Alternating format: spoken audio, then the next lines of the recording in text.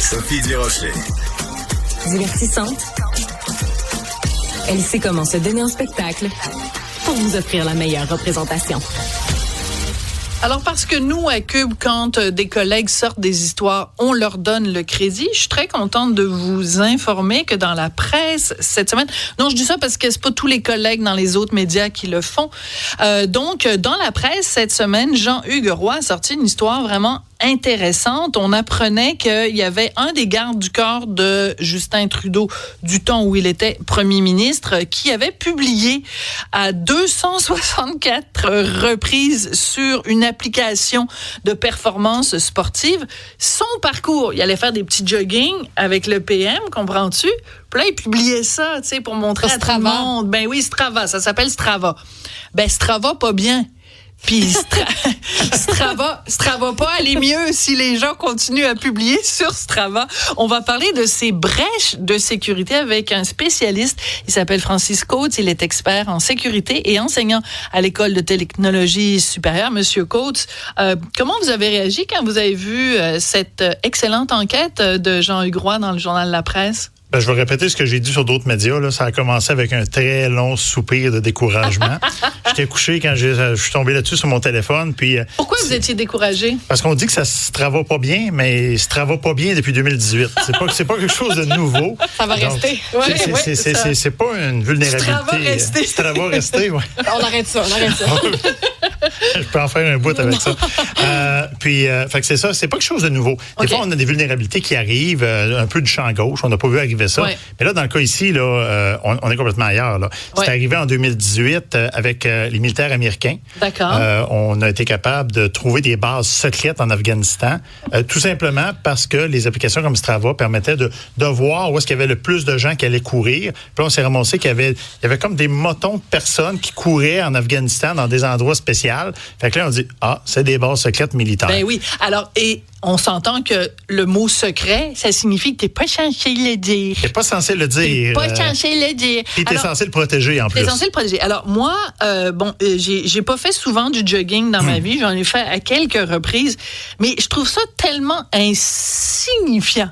Tu sais, t'es là, puis là, tu dis, tu vas faire ton jogging, fous-nous la paix. Si en plus, il faut que t'ailles montrer à tout le monde le petit trajet que t'as fait, puis combien de kilomètres, puis je comprends pas, c'est tellement narcissique. Puis en plus, je trouve ça nono si t'es un civil ordinaire. Mais si en plus t'es garde du corps du premier ministre, qu'est-ce qu'il y avait, où il y avait la tête de penser à faire ça?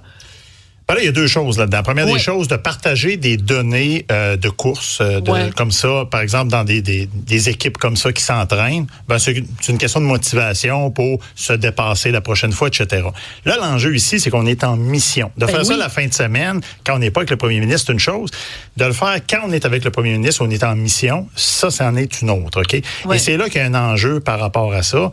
Ça fait absolument aucun sens, OK? C'est sur l'échelle... Mais comment ça se fait, même que c'est permis, c'est-à-dire qu'à partir du moment où tu es garde du corps du premier ministre, tu devrais même pas, plein de gens disent, tu devrais même pas avoir accès à ton cellulaire personnel, ou alors ça devrait être un cellulaire de fonction, puis personne devrait être capable d'identifier, c'est Régent Massicotte, puis il est garde du corps du premier ministre.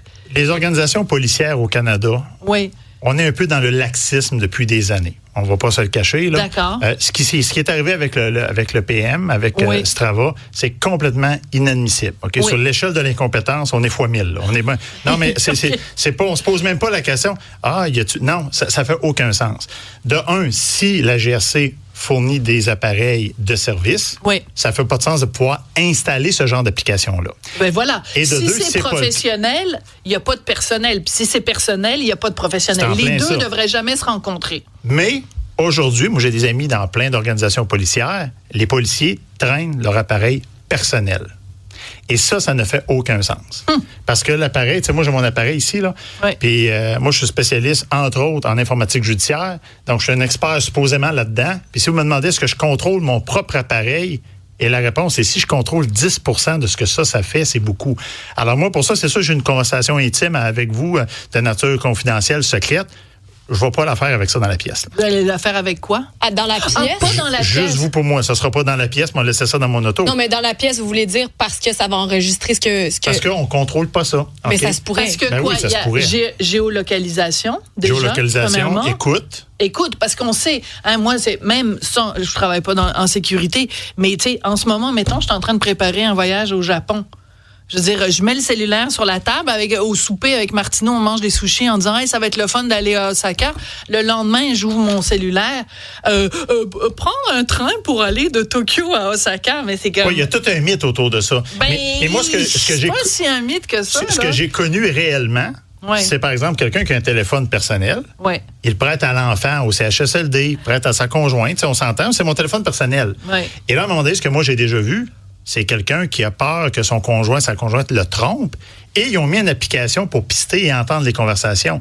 Okay. Mais ça reste que si c'est la conjointe d'un garde du corps de M. Trudeau, qui a elle-même bogué le téléphone du garde du corps. Ouais. Si c'est pas elle qui coule l'information, ça reste que si elle utilise une application de surveillance gratuite, il faut comprendre qu'il n'y a rien de gratuit dans la vie. Là. En effet.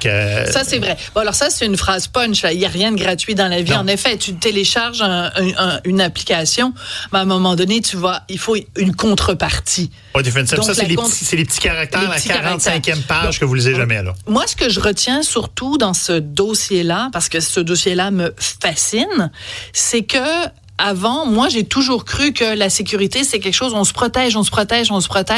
Puis s'il arrive quelque chose, c'est vraiment à notre corps défendant. Dans ce dossier-là, c'est comme, ben non, c'est pas à notre corps défendant. Le gars, il a comme appelé une brèche de sécurité. Alors, vous comprenez ce que je veux dire? C'est comme. Puis j'ai de la misère. S'il vous plaît. C'est comme. Je suis ici et je protège le PM. Vous avez pas besoin de me hacker, je rends les informations disponibles. Je me hack moi-même. Il faut faire attention parce que le compte était peut-être pas public non plus, là, ce qui est très différent. Là, c'est des regroupements. Mais Strava a déjà eu des fuites d'informations. Donc, il faut faire attention à ça. Ouais. Mais ici, j'ai de la misère à tirer la roche un peu aux membres de la GRC. D'accord. Pour moi, ici, c'est un laxisme au niveau de la gouvernance. D'accord. Pourquoi on a toléré, il n'y a rien de secret là-dedans, là. Pourquoi on a toléré ça? J'ai pris le train il y a quelques années avec un haut gradé de la Défense nationale, puis lui, il était outré de voir ce qui s'est passé à la visite du pape, il y a 3 ans à peu près.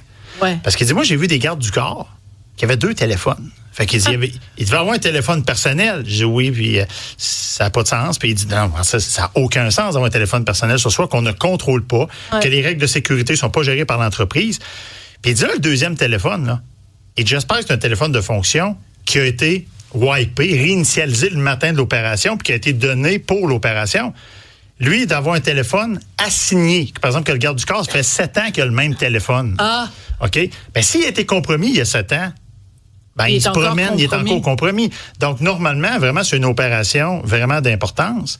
La vraie méthode au niveau technologique, c'est de dire le matin. Tous les jours ou lors de l'opération. C'est pas comme si on protégeait le pape tous les jours, mais mettons le matin d'une grosse mission. On arrive avec une boîte de téléphone. Voici votre téléphone pour la journée, votre téléphone pour la journée. On a préprogrammé les contacts que vous avez besoin dedans. Puis Facebook, TikTok, toutes les cochonneries ridicules, inutiles qu'il y a dans le téléphone, mais ils sont pas là. Ridicule. Facebook, Twitter. TikTok, c'est mal. Okay? TikTok, c'est mal. C'est mal. Oui. Ça, on veut pas. Ça, on veut pas. C'est un outil de guerre cognitive. C'est la guerre cognitive. La guerre cognitive, carrément. Francisco, j'adore ça. Vous étiez récemment avec nos collègues Martineau, Maréchal. On va vous installer un petit lit de camp ici. Parce que des affaires de sécurité, il y en a tous les jours. C'est vraiment le mal du siècle quand même. Ben là, présentement, on parle de sécurité, puis c'est un mix avec la technologie aussi. Hein? On a un truc qui s'appelle la dette technologique. Hein? C'est comme votre carte de crédit. Si vous ne la payez pas, la dette va augmenter. Mais à un moment donné, il faut que vous passiez au cash à un moment donné. Il va arriver quelque chose. Là. Ben ici, c'est un peu ça. Les organisations et les policières ont accumulé des dettes technologiques qui fait que là, on se retrouve encore aujourd'hui, pas de caméra véhiculaire dans la majorité des corps de police, pas de caméra corporelle, pas de ticket qui sort seul. Les policiers, présentement, là, ils ont un suspect, je sais pas, qui vient faire un vol à main armée au centre Eaton. Les agents de sécurité, ils sortent une photo du système de vidéosurveillance.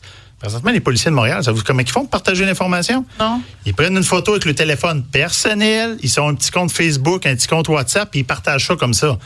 Ça fait-tu de l'allure en 2025 Non. de fonctionner comme ça?